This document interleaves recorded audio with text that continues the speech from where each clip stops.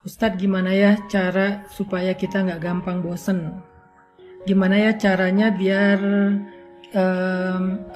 iman kita tuh ketika lagi futur, lagi drop itu tetap fresh gitu. Terus kalau misalnya kita kangen dengan liburan, kangen dengan hiburan, itu gimana caranya? Nah, di sini saya pengen nyampein bahwa iman, perasaan, fisik, tenaga kita itu fitrah kehidupan di dunia itu kayak gitu. Yazidu wa yanqus. Dia kadang-kadang menjadi kuat, kadang-kadang dia menjadi lemah. Itulah fitrah dari kehidupan manusia. Terus gimana cara kita menyikapi fitrah yang kayak gini? Ketika kita lagi kuat, ketika kita lagi mood, ketika kita lagi bugar, itu pasti semuanya jadi mudah. Tapi pas kita imannya lagi lemah, perasaannya lagi bete, tenaganya jadi dalam keadaan mager, malas gerak, lemes banget, pegel-pegel, apa yang harus kita lakukan? Ada beberapa hal. Satu, butuh vitamin, butuh makan, butuh nutrisi. Kedua, kadang-kadang kita butuh terapi, kita butuh pijat, kita butuh spa, kita butuh relaksasi. Dan yang ketiga, kita butuh olahraga, gerak supaya endorfin kita bertambah sehingga kita jadi lebih fresh dan segar lagi. Itu adalah kondisi fisik kita. Dan ternyata kondisi iman kita tuh sama dengan kondisi fisik. Iman itu ketika lemah, dia itu butuh nutrisi. Ketika lemah, dia itu butuh vitamin. Ketika lemah, dia itu butuh makan. Nah, pertanyaannya, apa nutrisi iman? Apa vitamin iman? Apa makanannya iman supaya dia kuat lagi? Ternyata kata para ulama, nutrisi iman itu adalah tafakkur. Sebagaimana nutrisi perasaan itu mencari hiburan, maka nutrisi iman itu adalah tafakkur. Apa itu tafakkur? Tafakkur itu memikirkan tentang kebesaran Allah. Itu nutrisi iman. Inna fi khalqis samawati wal ardi wa ikhtilafil laili wan nahar wa ikhtilafil laili wan nahari la ayatin li ulil albab alladzina yadhkuruna Allaha qiyaman وعلى جنوبهم ويتفكرون في خلق السماوات والأرض ربنا ما خلقت هذا باطلا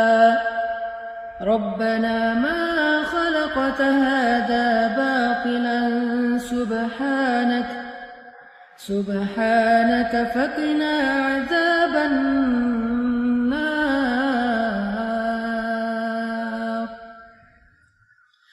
Allah Subhanahu wa Ta'ala berfirman, sesungguhnya di dalam penciptaan langit dan bumi dan di dalam silih bergantinya malam dan siang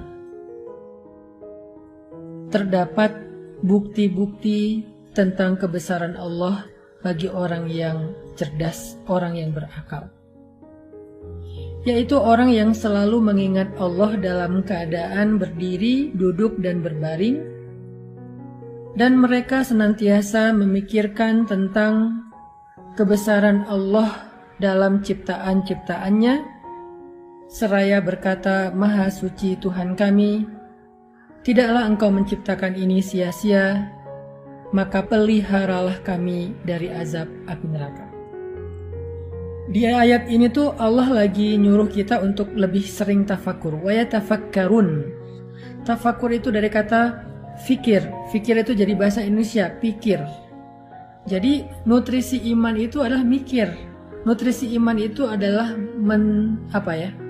memikirkan, merenungkan, menghayati, menalar, memperhatikan kebesaran-kebesaran Allah di dalam ciptaannya. Bertafakur itu nggak butuh modal. kita bisa keluar sebentar, ngelihat langit, di situ kita bisa tafakur.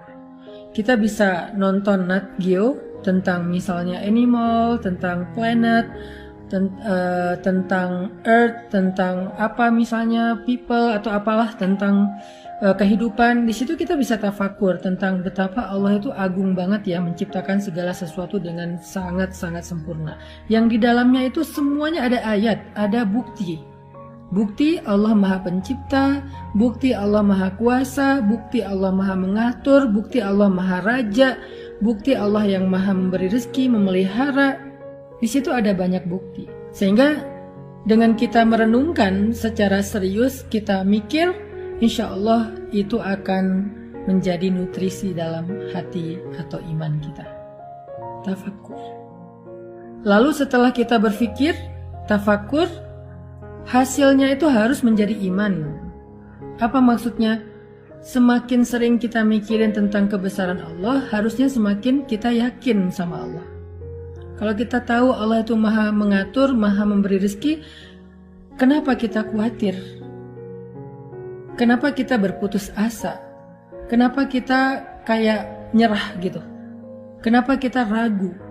Kenapa kita nggak mau ngapa-ngapain? Kenapa kita akhirnya kayak mundur? Padahal kita yakin Allah yang Maha Memberi rezeki dan Allah yang Maha Mengatur. Kenapa kita harus khawatir? Itu namanya tajdidul iman, memperbaharui iman. Sehingga kalau kita dengan mudah bisa mentafakuri tentang bukti kehebatan seseorang di balik suatu produk, di balik suatu karya, harusnya kita bisa lebih mudah mengagumi Allah yang punya karya-karya yang maha besar di alam semesta. Karena kita udah ngelihat karya Allah, ciptaan Allah, kagum sama Allah, harusnya kita percaya. Apa bukti kita percaya? Kita ikut, kita nggak protes, kita nggak membantah, kita nggak mendebat, kita nurut. Itu yang disebut dengan tafakur, teman-teman. Percaya sama Allah. Makin kuat kita percaya sama Allah, semakin kita berkurang rasa khawatirnya. Kalau ada rasa khawatir dan bingung, pasti ada ragu kepada Allah. Pasti ada ragu kepada Allah. Semua kita punya keraguan tanpa kita sadari terhadap kebesaran Allah. Kita boleh bilang saya yakin sama Allah, tapi nyatanya nggak cukup dengan lisan, dibuktikan itu di sini.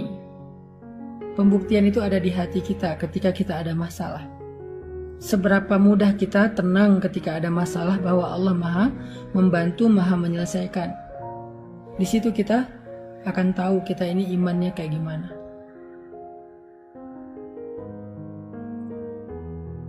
Sehingga keraguan itulah yang mengganggu kita.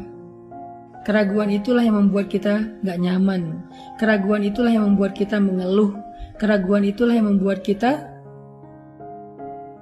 menyesal dengan satu kebaikan. Keraguan itulah yang membuat kita galau. Keraguan itulah yang membuat kita berputus asa. Sehingga salah satu cara untuk mengurangi keraguan kita, mengikis keraguan kita terhadap Allah adalah tafakur. Kekaguman, keyakinan, ketenangan. Untuk bisa kagum, kita harus mikir, kita harus ngelihat bukti-bukti Allah itu Maha Agung. Setelah kita melihat, mikir, merenungkan, kita jadi yakin sama Allah. Semakin kita yakin, semakin kita tenang dalam hidup. Kita yakin Allah yang menentukan jodoh, kita tenang soal jodoh. Kita yakin Allah yang menentukan rezeki, kita tenang untuk mencari rezeki, gak khawatir. Kita tugasnya hanya ikhtiar yang halal, Allah yang menentukan. Kita yakin Allah yang Maha menyembuhkan, kita tenang melewati ujian sampai kita diberikan kesembuhan.